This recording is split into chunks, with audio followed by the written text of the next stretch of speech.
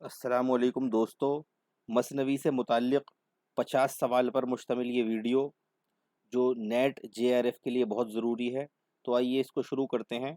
सवाल नंबर 1 है, मौलाना हाली के मुताबिक कौन सी सिनफ़ सुख़न सबसे ज़्यादा कारआमद है? मौलाना हाली के मुताबिक। तो यहाँ पर सही ऑप्शन है ऑप्शन सी, मसनवी। सवाल नंबर 2, मसनवी किस ज़ुबान का लफ्ज़ है? तो बहुत आसान सा सवाल है, जैसा कि हम सब जानते हैं ये अरबी ज़ुबान का लफ्ज़ है। तीसरे नंबर पर सवाल है, किस्सा या वाक़या निगारी किस सिनफ़ शायरी की अहम ख़ुसूसियत है? तो किस्सा या वाक़या निगारी जो होता है वो मसनवी के अंदर होता है। यहाँ भी हमारा जवाब मसनवी हो जाएगा। मसनवी के ताल्लुक़ से इस तरह का कोई भी एक क्वेश्चन जो है वो एग्ज़ाम में अक्सर आ जाता है। सवाल नंबर 4 है, इनमें से मसनवी की हैत कौन-सी है? तो ऑप्शन ए इसमें राइट आंसर है, हर शेर के दोनों मिसरों में काफ़िए की पाबंदी। हर शेर के दोनों मिसरों में काफ़िए की पाबंदी होती है मसनवी के अंदर। और जो दूसरा ऑप्शन है कि हर बंद के आखिर में काफ़िए की पाबंदी, तो बंद तो मसनवी में होता ही नहीं, इसलिए ये ऑप्शन भी गलत हो जाएगा। सी में मुसल्लस है, डी में मुसद्दस है, और मसनवी ना मुसल्लस में होती है ना मुसद्दस में होती है, इसलिए हमारा ऑप्शन ए इसमें राइट आंसर होगा। अब सवाल नंबर 5, मसनवी के अज्जाए तरकीबी या अनासिर का सही ज़ुमरा तलाश कीजिए। तो आइए शुरू से देखते हैं। यहाँ पर हम पहले ऑप्शन में हम्द है, नात है, मनक़बत है, मदह हाकिम है, मदह हाकिम है, और तारीफ़ शेर व सुख़न और ख़ामा है, असल क़िस्सा है, सबब तालीफ़ है। तो सबब तालीफ़ जो है वो शुरू में आता है असल क़िस्से से, तो ये ऑप्शन सही नहीं रहेगा। फिर ऑप्शन बी हमारा बल्कि राइट आंसर हो जाएगा इसमें, क्योंकि इसमें हम्द, नात, मनक़बत, मदह हाकिम वक़्त, तारीफ़ शेर व सुख़न और ख़ामा, सबब तालीफ़, असल क़िस्सा, तो यही जो है ये हमारा राइट आंसर हो जाएगा बी। यहाँ पर एक बात जो है वो समझने की और है कि मसनवी के अंदर ये जितने भी अज्जाए तरकीबी हमने यहाँ पर लिखे हैं, ये ज़रूरी नहीं कि ये सारे किसी एक मसनवी में आ जाते हों, बल्कि ये सब वो अज्जाए तरकीबी हैं जो तमाम मसनवियात का अगर हम जायज़ा लें तो ये सारे जुज़ उसके अंदर मिलते हैं। कुछ किसी मसनवी के अंदर हैं तो कुछ किसी दूसरी मसनवी के अंदर हैं, और बहुत कम कम मसनवियाँ ऐसी भी होंगी जिसमें ये सारे अज्जा हमें मिल जाएँ। बहरहाल अब आगे चलते हैं। सवाल नंबर 6, लफ्ज़ मसनवी के क्या माना हैं? तो लफ्ज़ मसनवी के माना दो दो के हैं। ये जो है अभी आगे सवाल आ जाएगा, इससे अगले सवाल में बात बिल्कुल क्लियर हो जाएगी। देख लेते हैं अगले सवाल को भी। सवाल नंबर 7 में है, लफ्ज़ मसनवी इनमें से किस लफ्ज़ से बना है? तो यहाँ पर ऑप्शन सी राइट आंसर होगा, मुसन्ना से।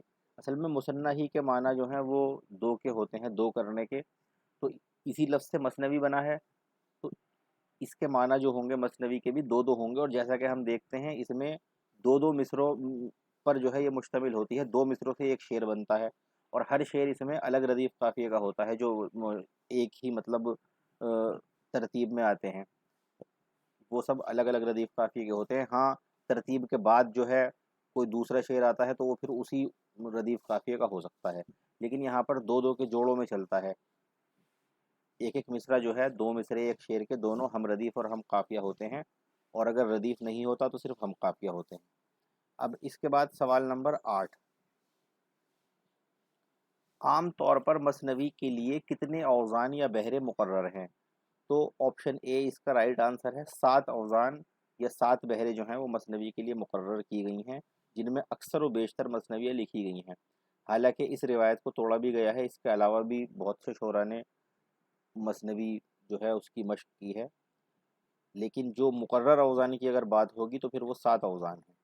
सवाल नंबर 9, किसी मसनवी के लिए अशार के आदाद व शुमार की क्या हैसियत है? तो यहाँ पर जो राइट आंसर है वो डी है, कोई क़ैद नहीं। मसनवी के अंदर कितने अशार होने हैं और किस जुज़्व में कितने अशार होने हैं, इस बात की किसी भी चीज़ की इसमें कोई क़ैद नहीं है। कोई ऐसी पाबंदी, कोई ऐसा उसूल नहीं बनाया गया कि जिसमें कुछ अशार की क़ैद रखी गई हो कि इतने शेर होने मसनवी के लिए ज़रूरी हैं।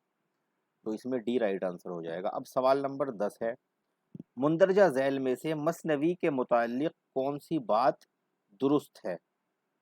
तो इसमें ऑप्शन बी हमारा राइट आंसर होगा कि मसनवियाँ निस्बतन छोटी बहरों में तख्लीक़ की जाती हैं, क्योंकि जो हमारे 7 औज़ान जिनके बारे में हमने ऊपर देखा वो सब छोटी बहरें हैं, और वो सारे औज़ान छोटी बहरों ही में हैं, और मसनवियाँ जो लिखी गई हैं ज़्यादातर, बल्कि बहुत ज़्यादातर अगर हम कहें तो वो छोटी बहरों में ही लिखी गई हैं। बहुत कम मसनवियाँ ऐसी हैं जो लंबी बहरों में हैं, और वो फिर उनको मसनवी के दायरे में भी बाद में रख लिया गया है। उसमें एक का एग्ज़ाम्पल मैं आपके सामने दे के चलता हूँ। जैसे हफ़ीज़ जालंधरी की शाहनामा-ए-इस्लाम है, तो वो एक तवील बहर में है, लेकिन वो उसमें एक तारीख़ रक़म की गई है, तो उसको भी मसनवी का स्टेटस दिया गया है, हालाँकि वो उन 7 औज़ान से बाहर है और वो छोटी बहर भी नहीं है। तो इस तरह के एक्सेप्शंस जो हैं वो हमें मिल जाते हैं। लेकिन अगर एक जनरल सवाल हमसे किया जाए, एक आम सवाल किया जाए कि आम तौर पर जो है मसनवी जो है वो किस तरह की बहरों में तख्लीक़ की जाती है, तो फिर वो छोटी बहरों में की जाती है। इसका यही राइट आंसर होगा। अब सवाल नंबर 11, अब तक की तहकीक के मुताबिक उर्दू की पहली और कदीम तरीन मसनवी किसे कहा जाता है? पहली और कदीम तरीन मसनवी, सबसे पुरानी। तो डी राइट आंसर है कदम राव पदम राव। पदम राव जो है वो अब तक की तहकीक के मुताबिक उर्दू की सबसे कदीम मसनवी है। सवाल नंबर 12, मसनवी कदम राव पदम राव किस बादशाह के ज़माने की तसनीफ़ है? तो यहाँ हमें बताना है ये कौन से बादशाह के ज़माने में मसनवी लिखी गई थी। तो अहमद शाह वली बहमनी, ऑप्शन बी, ये राइट आंसर हो जाएगा। सवाल नंबर 13, कदम राव पदम राव के तख्लीक़कार फ़खरुद्दीन निज़ामी कहाँ के रहने वाले हैं? तो ऑप्शन ए राइट आंसर है, बेदर के रहने वाले। सवाल नंबर 14, कदम राव पदम राव के मुरत्तिब कौन हैं? इसको तरतीब देने वाले कौन हैं? तो इसका राइट आंसर है ऑप्शन सी, यानी जमील जालबी। सवाल नंबर 15, अखरनाथ और मछंदर किस मसनवी के किरदार हैं? तो ये ऑप्शन डी कदम राव पदम राव के किरदार हैं। किरदार से मुताल्लिक़ सवालात भी अक्सर पूछ लिए जाते हैं। सवाल नंबर 16, मसनवी कदम राव पदम राव के उन्वानात किस ज़ुबान में लिखे गए हैं? तो ऑप्शन सी, फ़ारसी में लिखे गए हैं। सवाल नंबर 17, मुल्ला वजही ने मसनवी कुतुब मुश्तरी की तसनीफ़ कब की? कब तसनीफ़ की इसकी? तो सही जवाब इसका जो है 17वें सवाल का ऑप्शन बी 1609 ईस्वी में। अगर ईस्वी का सन पूछें तो 1609 आ जाएगा। अब सवाल नंबर 18, मुल्ला वजही किस बादशाह के मलिकुश-शुरा थे? तो मुल्ला वजही किस बादशाह के ज़माने के या किस बादशाह के मलिकुश-शुरा थे? इसका जवाब है ऑप्शन डी, मोहम्मद कुली कुतुब शाह। सवाल नंबर 19, इनमें से कुतुब मुश्तरी का ताल्लुक़ किससे है? तो सही जवाब ऑप्शन ए, गोलकुंडा के दौर से है। ज़ाहिर सी बात है, हम जानते हैं गोलकुंडा के ज़माने से इसका ताल्लुक़ है। सवाल नंबर 20, मसनवी कुतुब मुश्तरी को किसने तरतीब दिया? तो इसका जो सही आंसर है वो है ऑप्शन सी, यानी मौलवी अब्दुल हक ने। इसको जो तरतीब दिया वो मौलवी अब्दुल हक ने दिया। सवाल नंबर 21, मसनवी कुतुब मुश्तरी में कुल कितने किरदार पाए जाते हैं? तो इसका जो राइट आंसर है वो ऑप्शन बी है, 12 किरदार। इसके अंदर 12 किरदार पाए जाते हैं। सवाल नंबर 22, कुतुब मुश्तरी में मुश्तरी कहाँ की शहज़ादी बताई गई है? तो ऑप्शन ए राइट आंसर है इसका, बंगाला की शहज़ादी जो है उसको कुतुब मुश्तरी को कहा गया है कि ये बंगाला की शहज़ादी थी। सवाल नंबर 23, मसनवी फूलबन किस दौर में लिखी गई? फूलबन के बारे में सवाल शुरू हुआ, तो ऑप्शन डी इसका राइट आंसर होगा, सुल्तान अब्दुल्ला कुतुब शाह के ज़माने में ये लिखी गई थी। सवाल नंबर 24, इब्ने निशाती का पूरा नाम बताइए। तो सही जवाब है ऑप्शन ए, शेख मोहम्मद मजहरुद्दीन। सवाल नंबर 25, इब्ने निशाती की मसनवी फूलबन की तदवीन और तरतीब किसने की? तो इसका जो सही आंसर हो जाएगा वो ऑप्शन बी हो जाएगा, अब्दुल कादिर सरवरी ने। असल में इसको हमें यूँ समझना चाहिए, इस तरह के जितने भी सवाल हो तरतीब व तदवीन के बारे में जो पूछे गए हैं, या इसका इनके मुरत्तिब कौन है, किसी भी चीज़ का कोई मुरत्तिब होता है, ज़ाहिर सी बात है कदीम जो हमारा, चाहे वो दास्तान हो, मसनवी हो, कोई दीवान हो किसी का, या कोई अफ़सानवी मजमुआ हो, कुछ भी हो, तो उसमें जो इस तरह का सवाल बनता है उसमें हमारी कोशिश ये होनी चाहिए कि वो पूछा जाता है कि जिसने सबसे पहली बार तरतीब दिया हो, क्योंकि तरतीब देने वाले तो आपको एक से ज़्यादा मिल जाएंगे। आज किसी ने तरतीब दिया, कुछ टाइम के बाद जो है, कुछ वक्त के बाद उसे कोई और भी उसको तरतीब दे सकता है, उसके बाद कोई और भी उसको तरतीब दे सकता है, तो ये सिलसिला चलता रहता है। लेकिन सवाल जो है उसको, जब इस तरह का सवाल आए तो कोशिश ये होनी चाहिए कि जिसने उस फन पारे को सबसे पहली बार तरतीब दी हो या सबसे पहली बार उसका तदवीन और तरतीब का काम किया हो, हमें उसका नाम बताना है। तो यहाँ भी यही मुराद है। इब्ने निशाती की जो मसनवी है फूलबन, उसकी तदवीन और तरतीब का जो सबसे पहले काम किया वो अब्दुल कादिर सरवरी ने किया, तो यहाँ ऑप्शन के अंदर यही राइट आंसर हो जाएगा। लेकिन इसके अलावा और बहुत से ऐसे हमारे अदीब हो सकते हैं, ऐसे हमारे मुरत्तिब हजरात हो सकते हैं या मुदव्विन हजरात हो सकते हैं जिन्होंने इस मसनवी को तरतीब दी हो, लेकिन पहले की अगर बात हो तो अब्दुल कादिर सरवरी। तो ये एक छोटी सी बात थी जो मैंने आपके सामने रख दी, इसका आप ख्याल रखें तमाम अपने सवालात के जवाब देने में। अब सवाल नंबर 26 है, मसनवी फूलबन में कुल कितनी सिनतें इस्तेमाल की गई हैं? तो सही जवाब है ऑप्शन सी, 39 सिनतें। सवाल नंबर 27, मसनवी फूलबन में मरकज़ी किस्से कितने हैं? तो यहाँ पर सही जवाब हो जाएगा ऑप्शन ए, 3 किस्से मरकज़ी हैं। इसमें बताता चलूँ, फूलबन में टोटल 6 किस्से हैं। अगर सवाल इस तरह आ जाए कि मसनवी फूलबन में कुल कितने किस्से हैं, तो आप जवाब देंगे कि 6 किस्से हैं। लेकिन अगर सवाल इस तरह आए कि मरकज़ी किस्से कितने हैं, तो 3 हैं। दरअसल टोटल 6 किस्से हैं, जिसमें 3 मरकज़ी हैं और 3 ज़िमनी हैं, या उनको ज़ैली बोलिए आप। तो अगर सवाल आ जाए मरकज़ी किस्से कितने हैं या ज़ैली किस्से कितने हैं, तो दोनों का आंसर 3-3 किस्से हो जाएगा। और अगर सवाल आए कि कुल कितने किस्से हैं, तो फिर 6। तो यहाँ पर हमारा सवाल मरकज़ी किस्से के बारे में पूछा गया था, मरकज़ी किस्सों के बारे में पूछा गया था, तो ऑप्शन ए राइट आंसर हो जाएगा, 3 किस्से। अब सवाल नंबर 28, मसनवी फूलबन में मुल्क खुतन के सौदागर के बेटे को जाहिद ने बद्दुआ देकर क्या बना दिया था? तो सही जवाब है ऑप्शन बी, बुलबुल बना दिया था। अब सवाल नंबर 29 है, शुमाली हिंद की पहली दरियाफ्त शुदा मसनवी का नाम बताइए। तो सही जवाब है ऑप्शन बी, शुमाली हिंद की जो सबसे पहली मसनवी है वो बिकट कहानी तस्लीम की गई है। सवाल नंबर इसके बाद है 30, दर्ज झैल में से 12 मासा किस मसनवी को कहा गया है? तो 12 मासा जो है वो ऑप्शन डी, बिकट कहानी को कहा गया है 12 मासा। सवाल नंबर 31, विकट कहानी के तख्लीक़कार अफजल झंझानवी का जिक्र पहली बार किसके तज़किरे में मिलता है? तो इसका जो सही जवाब है वो ऑप्शन बी है, कायम चांदपुरी के मखज़ने निकात में जो सबसे पहली बार जिक्र मिलता है वो इसमें मिलता है। अब सवाल नंबर 32 है, मसनवी बिकट कहानी को किसने तरतीब दिया? तो इसका जो सही जवाब हो जाएगा वो होगा ऑप्शन सी, यानी कि पहले ऑप्शन में क्या है, नूरुल हसन हाशमी, और दूसरे में मसूद हुसैन खां है, और तीसरा ऑप्शन जो सी है उसमें है ऊपर के दोनों। तो यही इसका राइट आंसर है। दरअसल इसकी तरतीब का काम इन दोनों हजरात ने मिलकर किया है, नूरुल हसन हाशमी ने और मसूद हुसैन खां ने। तो ऑप्शन सी जो है वो राइट आंसर हो जाएगा हमारा। अब सवाल नंबर 23 में है, बिकट कहानी में कुल कितने अशार हैं? तो यहाँ पर राइट आंसर है ऑप्शन ए। इसमें एक चीज़ समझने की है, कुछ मुहक्किकीन ने कहा कि 321 अशार हैं और कुछ मुहक्किकीन ने कहा कि 325 अशार हैं। तो सवाल में कभी अगर 321 का ऑप्शन होता है तो हमें उसे सही कर देना है, और अगर 325 का ऑप्शन आता है तो हमें उसे सही कर देना है। और अगर ये दोनों ही ऑप्शन अलग-अलग होकर आ जाएँ, तो फिर ये सवाल जो है इसको गलत ही तस्लीम किया जा सकता है, क्योंकि ये दोनों ही आंसर इसमें सही हो जाएँगे। ये दोनों ऑप्शन एक साथ नहीं आएँगे, आप इसकी उम्मीद रखिए।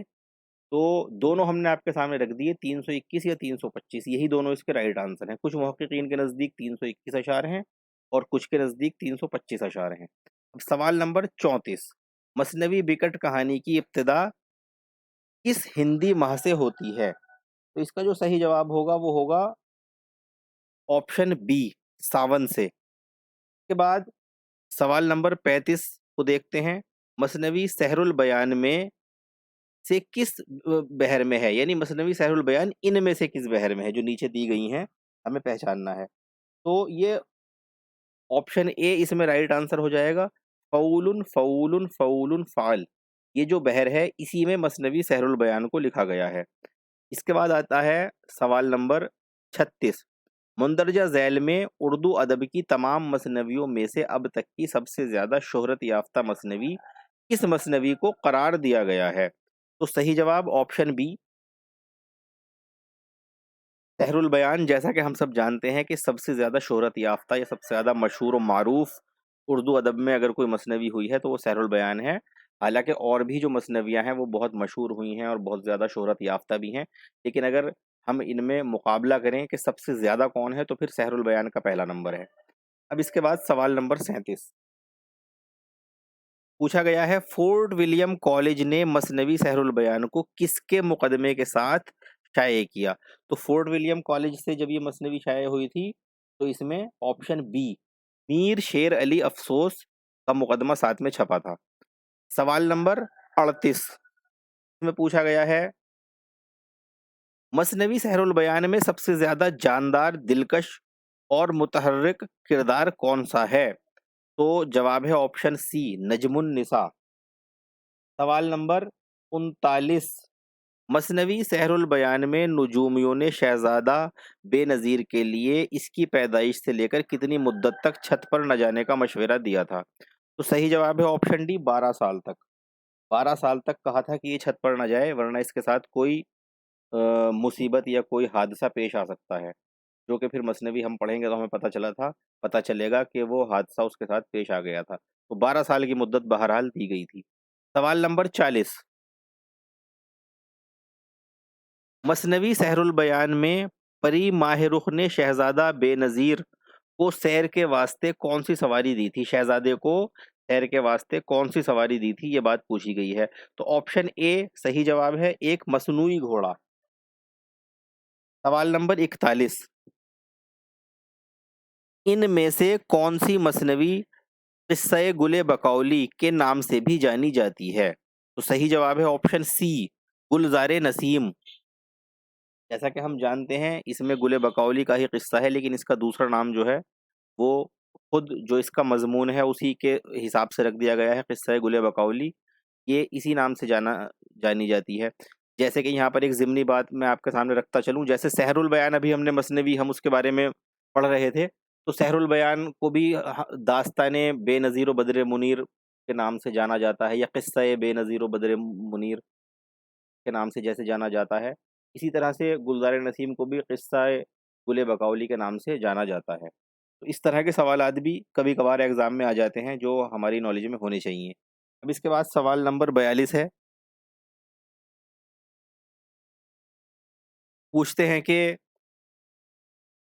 मसनवी गुलज़ार नसीम के तख्लीक़कार पंडित दयाशंकर नसीम के उस्ताद का नाम बताइए। तो यहाँ पर जो सही जवाब होगा वो ऑप्शन ए होगा, आतिश। सवाल नंबर 43 यहाँ पर एक किसी दूसरी ज़ुबान का मतलब फ्रांसीसी ज़ुबान का एक लफ्ज़ दिया गया है। ये फ्रेंच लफ्ज़ है एक, जो हम इसको पढ़ेंगे अगर तो ये बनेगा डॉक्ट्राइन डेल अमूर करके, ये फ्रांसीसी लफ्ज़ है। के नाम से किस उर्दू मसनवी का तर्जुमा फ्रांसीसी ज़ुबान में हुआ? तो किस मसनवी का हुआ? ऑप्शन बी, मसनवी गुलज़ार नसीम का। ये सवाल भी इम्पोर्टेंट है, एग्ज़ाम में पूछा जा सकता है। सवाल नंबर 44 मसनवी गुलज़ार नसीम में बादशाह ज़ैनुल मलूक के मैं ताजुल मलूक कुल कितने बेटे थे? यानी एक बेटा तो जो है वो ताजुल मलूक था ही, जिसका मसनवी में अक्सर खूब ज़्यादा ज़िक्र हमें देखने को मिलता है। लेकिन इस समेत अगर हम तमाम बेटों की बात करें तो उनकी तादाद कुल कितनी है? तो सही जवाब है ऑप्शन सी, 5। कुल 5 बेटे थे जिनमें से एक ताजुल मुलूक भी था, इसके अलावा 4 और थे। सवाल नंबर 45 मसनवी गुलज़ार नसीम में फ़िरदौस नामी मुकाम पर दिलबर नामी तवाइफ कौन से खेल में हराकर मालदारों को लूटकर अपना कैदी बना लेती थी? तो यहाँ पर सवाल नंबर इसका डी राइट आंसर हो जाएगा, शतरंज में हराकर। अब सवाल नंबर 46 है।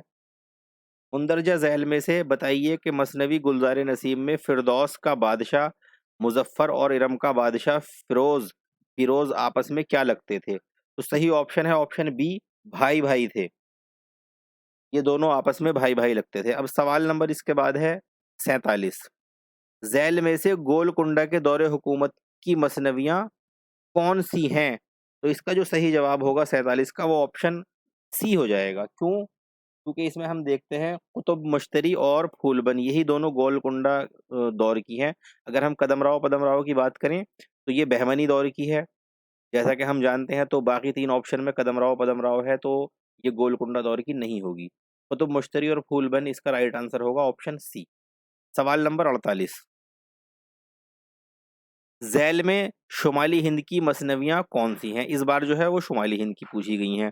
तो इसका राइट आंसर हो जाएगा अब हमारे पास ऑप्शन ए, विकट कहानी, सहरुल बयान, गुलज़ार नसीम। यही तीनों मसनवियाँ शुमाली हिंद की जो हैं वो मसनवियाँ हैं। इसके अलावा फूलबन है बाकी ऑप्शन के अंदर, तो फूलबन तो जैसा कि हम जानते हैं गोलकुंडा दौर की है, तो बाकी ऑप्शन गलत हो जाएँगे। अब इसके बाद सेकंड लास्ट क्वेश्चन इस सीरीज़ का सवाल नंबर 49। 49 सवाल में पूछा गया है, ज़ैल में से ज़मानी तरतीब के मुताबिक दुरुस्त ज़ुमरे की निशानदही कीजिए। तो इसका सही जवाब क्या होगा? सबसे पहले कदमराव है, उसके बाद कुतुब मुश्तरी है, फिर बिकट कहानी है, फिर बुल फूलबन है, फिर सैरुल बयान है, फिर गुलज़ार नसीम है। तो बी सही बैठ रहा है, बी सही हो जाएगा आंसर। यहाँ पर एक कन्फ्यूज़न कभी-कभी क्रिएट हो जाता है कि फूलबन में और बिकट कहानी में कौन-सी ज़्यादा पुरानी है। तो हमारी तहकीक के मुताबिक इसमें बिकट कहानी ज़्यादा पुरानी है, क्योंकि बिकट कहानी जो है वो 17वीं, अगर हम सदी ईसवी की बात करें तो 17वीं सदी में जो निस्फ़ अव्वल है यानी शुरू के 50 साल हैं, उसमें विकट कहानी का नाम आता है, और जो बाद का यानी निस्फ़ आखिर उसका है, बाद के 50 साल हैं, उसमें फूलबन का नाम आता है। तो इसलिए विकट कहानी को हमने पहले नंबर पे दिया। यानी 17वीं सदी की अगर हम बात करें तो 1601 से लेकर 1650 तक का जो टाइम है, इसमें 1625 का जो इसका मिड टाइम है ख़ास तौर से, इसके आस-पास का वक़्त जो है वो निकल के आता है हमारा विकट कहानी का। और 1651 से लेकर फिर 1699 तक या 1700 तक जो पूरे ये आखिरी 50 साल बचते हैं, इसके बीच में कहीं जो वक़्त आता है वो आता है निकल कर मसनवी फूलबन के लिए। तो फिर ये हमारा बाद का हो जाता है इसमें।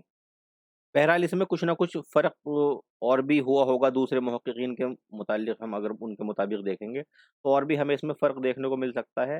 बहरहाल सही बात यही मालूम होती है कि अगर इनकी ज़मानी तरतीब आए और बिकट कहानी और फूलबन उसके अंदर दोनों मौजूद हों, तो उसमें बिकट कहानी जो है वो पहले आनी चाहिए और फूलबन उसके बाद फूलबन को जाना चाहिए। इसके बाद इस सीरीज़ का आखिरी सवाल, सवाल नंबर 50, ज़ैल में एक दावा और एक दलील है, गौर से पढ़कर दुरुस्त ऑप्शन का इंतखाब कीजिए। तो आइए इसको हम गौर से पढ़ते हैं, और इस तरह के क्वेश्चन जो हैं वो बहुत ज़्यादा गौर व फ़िक्र से पढ़ने के ही होते हैं, वरना सही जवाब देने में बड़ी मुश्किल पेश आ जाती है कभी-कभार। तो हम इसको पढ़ते हैं। दावा है हमारे पास,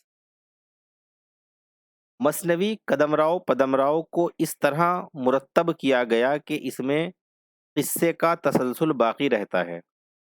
तो अब हम पहले दावे पे ही गौर कर लेते हैं। तो देखा जाए तो ये दावा जो है ठीक नहीं है, गलत है। क्यों?